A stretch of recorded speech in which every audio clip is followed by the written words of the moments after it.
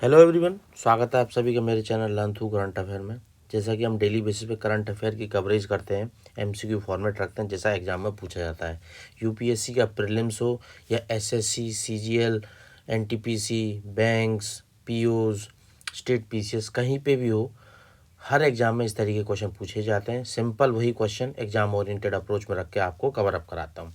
तो आज के कुछ 21 क्वेश्चन होंगे टोटल, स्पेस सेक्टर से, ठीक है, इंडिविजुअल कैटेगरी से, डिफरेंट डिफरेंट फील्ड से क्वेश्चंस को कवर अप किया जाएगा। लास्ट तक जाते जाते आपको पता चल जाएगा कि किस लेवल के क्वेश्चंस मैंने यहाँ पे बनाए हुए हैं। तो स्टार्ट करेंगे बिना टाइम वेस्ट करे फर्स्ट क्वेश्चन से।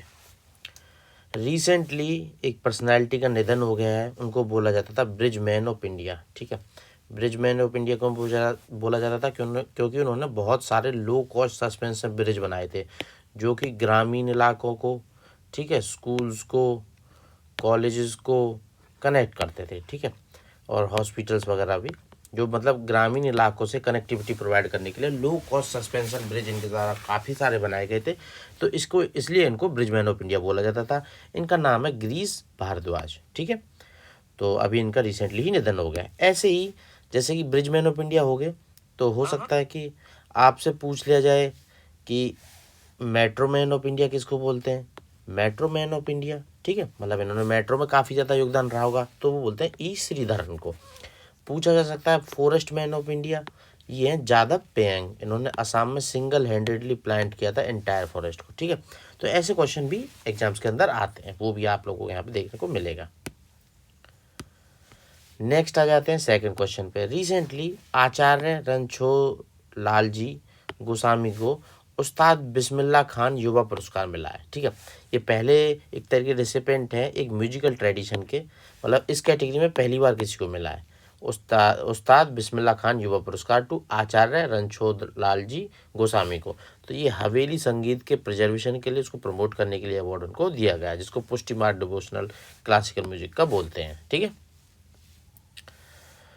98th चेस ग्रैंड मास्टर बने। ठीक है, उनका नाम क्या है। देखो, ग्रैंड मास्टर जब भी बनते हैं ना, जैसे जो भी बनता जाता है, जैसे मान लो आपका अगले ही मंथ एग्जाम है, तो जो लेटेस्ट होगा या एक दो और होंगे, जैसे 98, 97, 96, तो उन तीनों के नाम आपको पता होने चाहिए। उस पर रिपीटेडली क्वेश्चन आते हैं डायरेक्ट एग्जाम्स के अंदर कि कौन बना है। ठीक है, नाम पता होगा, दैट्स मोर देन इम्पोर्टेंट, उससे ज़्यादा और कुछ नहीं करना। ठीक है, मोर देन सफिशियंट है वो आप कर लोगे तो आपका क्वेश्चन कन्वर्ट हो जाएगा। तो ये अभी recently Ashwath SG 98th grand master बने चेस के। ठीक है, और जो थर्ड एक तरीके से रिक्वायरमेंट जो उनको होती है ये नॉर्म्स के अकॉर्डिंग, तो उन्होंने अचीव कर लिया है। ठीक है, फाइनल GM नॉर्म कुछ 2500 प्लस स्कोर इनको करना होता है, तो वो इन्होंने कर लिया है। ठीक है, अश्वथ SG के द्वारा। रिसेंटली एक माइक्रोस्कोपिक स्कल्पचर CV रमन का, ठीक है, रमन स्पेक्ट्रोस्कोपी, डॉक्टर विक्रम साराभाई का, इनका पता ही होगा, स्पेस सेक्टर में इनका काफ़ी ज़्यादा पार्ट है, इन्होंने स्टार्ट किए थे इन स्पेस वगैरह। और APJ अब्दुल कलाम, ये अपने प्रेसिडेंट भी थे और जिनको मिसाइल मैन ऑफ इंडिया भी बोलते हैं। ठीक है, तो उनके एक तरीके से स्कल्पचर्स को भेजा जाएगा स्पेस में। ठीक है, ऑर्बिटल फ्लाइट उसकी प्राइवेट इंडियन रॉकेट की होने वाली है, उसमें इसको भेजा जाएगा। तो कौन सी फ्लाइट होने वाली है जिसमें इन तीनों के स्कल्पचर जाने वाले हैं, वो होने वाली है विक्रम 1 की, जो उनका आगमन नाम से लॉन्च किया जाने वाला ना, इन ऑर्बिटल स्पेस टेस्ट फ्लाइट, तो उसमें विक्रम 1 में जाने वाले हैं। ठीक है, तीनों की पर्सनैलिटीज़ का नाम आपको पता होना चाहिए क्वेश्चन से। बाकी इसमें टोटल 6 पेलोड जाने वाले हैं, उसके क्वेश्चन भी मैं आगे कवर अप करूँगा। जैसे मान लो ये यहाँ पे बता देता हूँ आप लोगों को। कॉस्मिक ब्लूम जाने वाला है, ये डायमंड ज्वेलरी होगी। ठीक है, जो जिसको एल्यूमिनियम प्लेट पे एक तरीके से बनाया गया है। एम्ब्रेस जाने वाला है, ये ऑर्बिटल और रोबोटिक आर्म जाने वाली है। तो ऐसे क्वेश्चन भी आ जाता है कि एम्ब्रेस क्या है, रोबोटिक आर्म है, ब्लूम क्या है, डायमंड ज्वेलरी है। ठीक है, और इन तीनों के तो एक तरीके से जाने वाले हैं। और स्कल्पचर में भी गोल्ड के हैं, 18 कैरेट गोल्ड के बने हुए हैं। बनाया किसने, अजय कुमार मतेवाड़ा के द्वारा बनाया गया है। ठीक है, और ये राइस से भी छोटे हैं, ये भी थोड़ा याद रखना है। स्काई रूट वही क्वेश्चन, कौन कौन जाने वाले हैं स्पेस में, मतलब किन के स्कल्पचर जाने वाले हैं। देखो, CV रमन थे, विक्रम साराभाई थे, APJ अब्दुल कलाम थे, होमी जे बाबा नहीं थे। तो ठीक आंसर करेक्ट होगा। ठीक है, इसने नहीं पूछा कौन पार्ट नहीं है उसका, तीन लोगों का। और 6 पेलोड में देखो, ये सोलरस S3, ये ग्राह स्पेस एक स्टार्टअप है, उसकी अर्थ ऑब्जर्वेशन टेक डेमोन्स्ट्रेशन के लिए सोलरस S जाने वाला है। एम्ब्रेस एक रोबोटिक आर्म है जो डेब्रिज वगैरह है उन सबको पकड़ने के लिए, ठीक है। ये कॉस्मोसर्व स्पेस जो स्टार्टअप है उसके द्वारा। और ये UD3PP MD3RN, ये जर्मनी का टेक्नोलॉजी डेमोन्स्टर पेलोड है, वो भी जाने वाला है। स्कोप स्काई रूट एरोस्पेस का पॉलीमेट्री टेलीमेट्री एंड सिस्टम डेमोन्स्ट्रेशन के लिए। और बाकी ये भी बताया था, तीनों लोगों के स्कल्पचर तो जाने ही वाले हैं। और कॉस्मोस ब्लूम एक तरीके से डायमंड आर्टिस्टिक पेलोड है ये, ठीक है। तो ये 6 जाने वाले हैं, 6 के नाम आपको याद रखने हैं, ठीक है, कौन किससे बिलोंग करता है क्या है।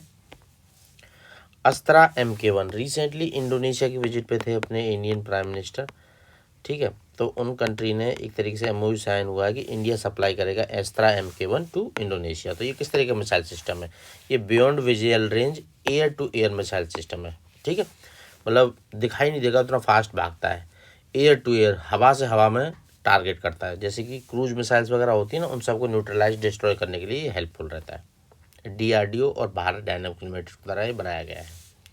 जियो पेमेंट बैंक ने रिसेंटली अपने barrierless multi lane free flow tolling plaza Manoharpur free plaza में एक तरीके से स्टार्ट किया है, ठीक है। मतलब वहाँ पे ये लगा दिया गया है, अब गाड़ियाँ बिना रुके उनका टोल वगैरह कट जाएगा और कोई रोकने की जरूरत नहीं है किसी तरीके से टोल प्लाजा पे। तो ये NH48 पे लॉन्च किया गया है। ऐसे इन्होंने 2 शुरू किए हैं, 2 कौन कौन से हैं, एक तरीके से ये तो मनोहर वाला फ्री प्लाजा, ठीक है। और ये किसके द्वारा दिया जाता है, Indian highway management company limited के द्वारा असाइन किया गया है इनको ये, ठीक है। और एक और पॉइंट आपको नोट डाउन करना है, इसमें क्या होगा, ग्लोबल नेविगेशन GNSS है ना जो अपना global navigation satellite system base road charging network का यूज किया जा रहा है इसमें, ठीक है। देखो एक और क्वेश्चन एग्जाम में ये भी आ सकता है, सूरदर्शनी INS सूरदर्शनी क्या है, ये नवल सेल ट्रेनिंग शिप है, मतलब जो सेलर्स रहते हैं उनकी ट्रेनिंग के लिए शिप है ये। अब ये सेल 4th 250 सेलिब्रेशन में पार्टिसिपेट किया था। अब ये सेल 4th 250 सेलिब्रेशन क्या था, ये US के 250 साल ऑफ इंडिपेंडेंस 1776 में जब इंडिपेंडेंट हुआ था 4 जुलाई, ठीक है। तो उसको सेलिब्रेट किया जा रहा है 2026 में, तो वही उसी में पार्टिसिपेट किया था। तो ये नवल जो शिप है INS सुदर्शनी किस एक्सपीडिशन पे निकला हुआ है, ये निकला हुआ है लोकयान 2026 एक्सपीडिशन पे, जो 10 महीने का लॉन्ग एक तरीके से एक्सपीडिशन है, ठीक है। DRDO ने recently successful test flight conduct कराई है एक वेपन सिस्टम की, और उसको बोला है कि वो टेक्स्ट बुक प्रिसीजन उसने अचीव किया है चांदीपुर ओडिशा में। तो वो recently Pinaka long range guided rocket की इन्होंने एक तरीके से टेस्टिंग की है, ठीक है, जिसको टेक्स्ट बुक प्रिसीजन के साथ इन्होंने अचीव कर लिया है। इस तरीके का रॉकेट लॉन्चर सिस्टम है पिनाका, ठीक है, लॉन्ग रेंज सिस्टम। इंडिया और इंडोनेशिया ने रिसेंटली MOU साइन किया है, वो स्ट्रेट ऑफ मलक्का में प्रेजेंट एक पोर्ट है इंडोनेशिया का, उसको साथ में मिलकर strategic local deep water port को जो स्टेट ऑफ मलक्का के माउथ पे है उसको डेवलप करने वाला है, ठीक है। इंडिया उसमें फंडिंग करेगा, ये मान लें। तो वो कौन सा पोर्ट है, सबांग पोर्ट। याद रखना, ऐसे क्वेश्चन हमेशा आज एग्जाम में आ जाते हैं, international current affairs point of view से इंपॉर्टेंट होते हैं, ठीक है। जैसे अम्बनटोटा पोर्ट, ये तो 99 ईयर की लीज पे चाइना के पास है। सेतवे पोर्ट, ये इंडिया इसको ये म्यांमार में अपने एक तरीके से फंडिंग कर रहा है। चाबार पोर्ट ईरान में है, वहाँ पे भी इंडिया ने कनेक्टिविटी के लिए अफगानिस्तान से ये ईरान वाले पोर्ट को भी मतलब डेवलप किया था, ठीक है। तो ये सब होते हैं, जैसे ऐसे इंडोनेशिया में सबांग पोर्ट है अभी, ठीक है। तो ये मैप में अगर हम देखें तो ये सबांग पोर्ट इंडोनेशिया का, और ये गैलेथिया जो अपना इंदिरा पॉइंट है ना, ये अंडमान निकोबार में, उसके 100 किलोमीटर 100-150 किलोमीटर, ये उससे ज़्यादा डिस्टेंस नहीं है। और ये स्ट्रेट ऑफ मलक्का का मेन जो स्ट्रेट है, इसके थ्रू वर्ल्ड का मैक्सिमम शिपिंग होती है, ठीक है, ऑयल, क्रूड ऑयल्स, बाकी और ट्रांसशिपमेंट वगैरह। तो एक तरीके से चोक पॉइंट के पास इंडिया की प्रेजेंस चाइना को काउंटर करने में हेल्पफुल रहेगी, ठीक है। ये सब मैंने बता दिया आप लोगों को अभी। ये एक तरीके से हम्बनटोटा 99 ईयर के लिए भी चाइना के पास सिर्फ पोर्ट, जो Kaladan multi modal project India के द्वारा डेवलप किया जा रहा है। चाबार पोर्ट भी इंडिया के द्वारा 10 ईयर ऑपरेशन लीज एग्रीमेंट है, ठीक है। ब्रह्मोस मिसाइल की भी सप्लाई करने वाला है इंडिया रशिया को, इंडिया इंडोनेशिया को, ठीक है। अभी विजिट के दौरान इसका भी MOU साइन हुआ है। तो इंडिया रशिया ने जॉइंटली मिलकर बनाया था। किस तरीके का मिसाइल सिस्टम है ये, वर्ल्ड का फास्टेस्ट सुपरसोनिक क्रूज मिसाइल है ये, ठीक है, वर्ल्ड का। Supersonic cruise missile fastest. अब ब्रह्मोस नाम किस पे है? ये ब्रह्मपुत्र इंडिया की रिवर और मॉस्कोवा रशिया की रिवर, उन जो जॉइंटली डेवलप मिलकर बनाया हुआ है, ठीक है। और मैक नंबर 2.8 टू 3 के बीच में इसकी स्पीड है। वर्ल्ड बैंक हर साल क्लासिफिकेशन करता है इकोनॉमीज़ का इनकम के बेस पे, ठीक है। GNI जो होती है ग्रॉस नेशनल इनकम, उसके बेस पे क्लासिफिकेशन करता है वर्ल्ड बैंक हर साल इकोनॉमीज़ का जुलाई मंथ में। तो 4 क्लासिफिकेशन होती हैं। सबसे पहले होती है लो इनकम, फिर लो मिडिल, अपर मिडिल और हायर इनकम, ठीक है। तो जो मेथड होता है वो कौन सा होता है? Gross national income per capita method, ठीक है। और उसको एटलस मेथड क्यों बोलते हैं? एटलस मेथड उसको इसलिए बोलते हैं क्योंकि उसमें मतलब जस्ट ऐसे ही इन्फ्लेशन को भी इंक्लूड किया जाता है कैलकुलेशन में, और दूसरा जो 3 साल का एक तरीके से डॉलर के अगेंस्ट में एक्सचेंज रेट है उसको भी कंसिडरेशन में लिया जाता है, तो इसलिए इसको एटलस मेथड बोल देते हैं, ठीक है। और अभी की रिसेंट रिपोर्ट जो आई है उसमें एक तरीके से इंडिया तो रहा है किस कैटेगरी में, ये क्वेश्चन आ सकता है कि इंडिया किस कैटेगरी में रहा है। इंडिया रहा है लोअर मिडिल इनकम में, ठीक है। लोअर से बस थोड़ा ही ऊपर लोअर मिडिल में। और इवन जैसे श्रीलंका, वियतनाम, फिलीपींस ये भी अपर मिडिल इनकम में चले गए हैं, ठीक है। तो इंडिया को थोड़ा काम करना पड़ेगा इन सब चीज़ों पे। माउंट एल्ब्रुस, रिसेंटली इसको इंडियन माउंटेनर सेरिंग चौधन के द्वारा एक तरीके से इस पर चढ़ाई की गई थी जुलाई 2026 में। तो ये हाईएस्ट माउंटेन पीक है किस कॉन्टिनेंट की?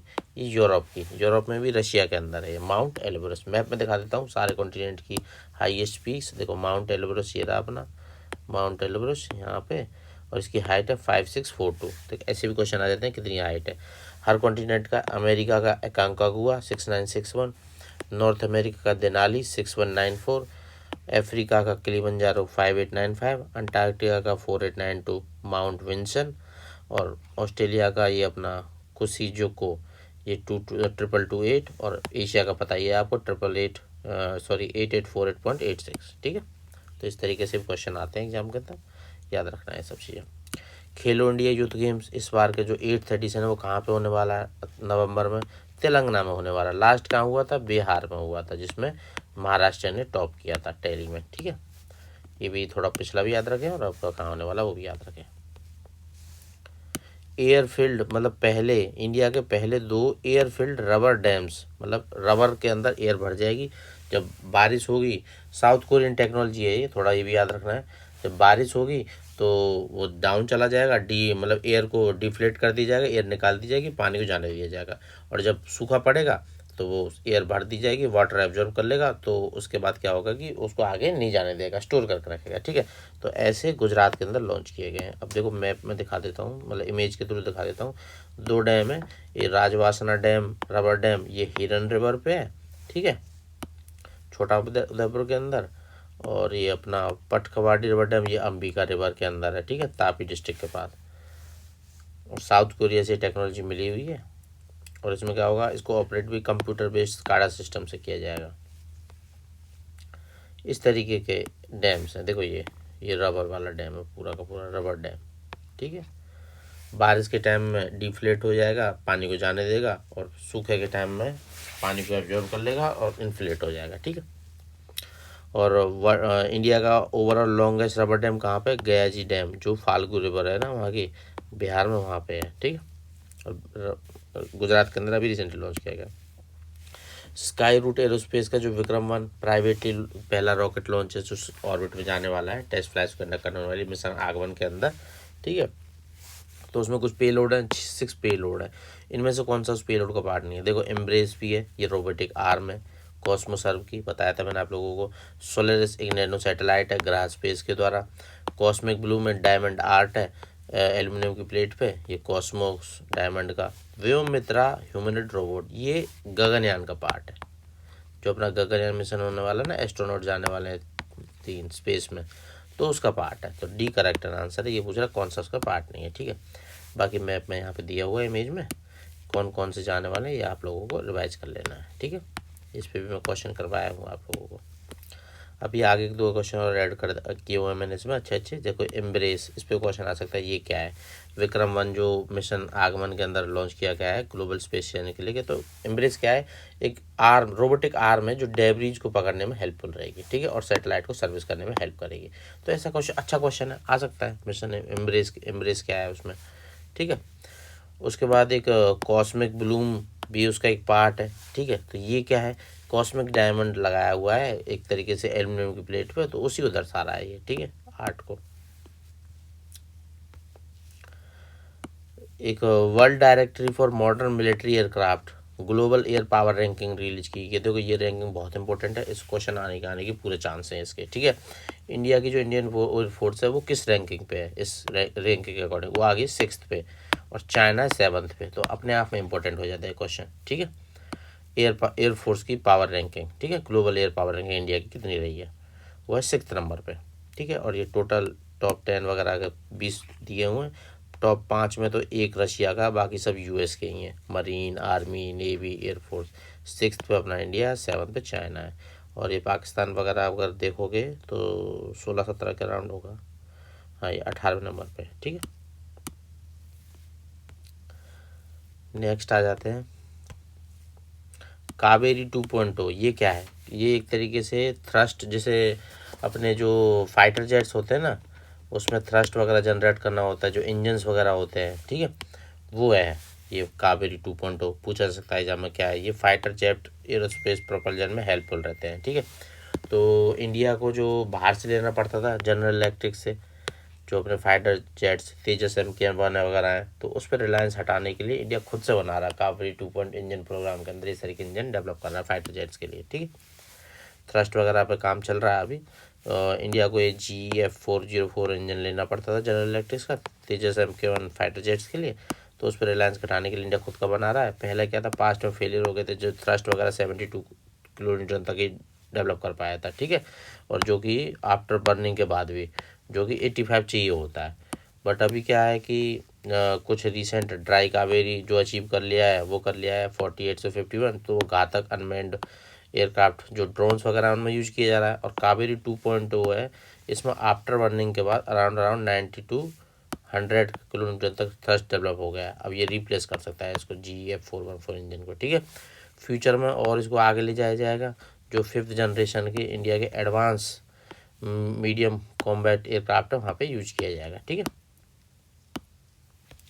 नेक्स्ट लास्ट क्वेश्चन, रिसेंटली देखो फुल्ली लिटरेट स्टेट के लिए क्वालिफिकेशन चाहिए होती है 95% लोग वहाँ के पढ़े लिखे हों। पढ़े लिखे हों मतलब जानते हो, बेसिक नॉलेज हो उनकी, ठीक है, रीडिंग राइटिंग वगैरह की। तो वो लास्ट स्कीम के अंदर नव भारत साक्षरता कार्यक्रम के अंदर इस तरीके से रेट मतलब डिक्लेयर किया जाता है कि ये स्टेट फुल्ली एक तरीके से लिटरेट बन गया है, ठीक है। मिनिमम लिटरेसी को रेट कुछ चाहिए होता है, वो चाहिए होता है 95% का। 100 क्यों नहीं चाहिए होता, कुछ लोग डिसेबल्ड होते हैं, कुछ लोग बूढ़े हो चुके होते हैं, कुछ मरने वाले होते हैं, तो उन लोगों को एजुकेट करके कोई फ़ायदा नहीं है उस टाइम पे। तो इसलिए 95% का क्राइटेरिया रखा हुआ है नेशनल एजुकेशन पॉलिसी के अंदर। उत्तराखंड रिसेंटली 6th बना है, ठीक है, छठा ऐसा स्टेट है जिसने एक तरीके से डिक्लेयर कर दिया अपने को फुल्ली लिटरेट, ठीक है। तो अदर 5 कौन कौन से प्रोग्राम के बारे में पता होना चाहिए। और लास्ट प्रोग्राम है understanding for life long learning for all in society, ठीक है, मिनिस्ट्री ऑफ एजुकेशन के द्वारा ये लॉन्च किया गया है, नव भारत साक्षरता कार्यक्रम, ठीक है। और अदर 6 कौन कौन से हैं, देखो मिजोरम, गोवा, त्रिपुरा, उसके बाद हिमाचल प्रदेश, सिक्किम, उत्तराखंड। अब आप लोगों को बताना है इसके अलावा यूटीज़, कमेंट सेक्शन में प्लीज़ जरूर बताना अगर आप लेक्चर लास्ट तक देख रहे हो, यूटीज़ कौन कौन सी हैं जिन्होंने अपने आप को डिक्लेयर कर दिया फुल्ली लिटरेट, ठीक है। तो ये कुछ 21 क्वेश्चन थे, सारे के सारे इंपॉर्टेंट थे, एग्जाम पॉइंट ऑफ व्यू से बेहतरीन क्वेश्चन थे भाई। इससे ज़्यादा और बेहतर कोई नहीं पढ़ा सकता आप लोगों को। मैक्सिमम एग्जाम ओरिएंटेड अप्रोच रखते हुए जितना प्रोबेबिलिटी हो सकती है जहाँ से क्वेश्चन आने की, उसी को मैंने फोर्स करके आप लोगों को पढ़ाया है, ठीक है। तो आज के लिए इतना ही, मिलते हैं कल, थैंक यू ऑल।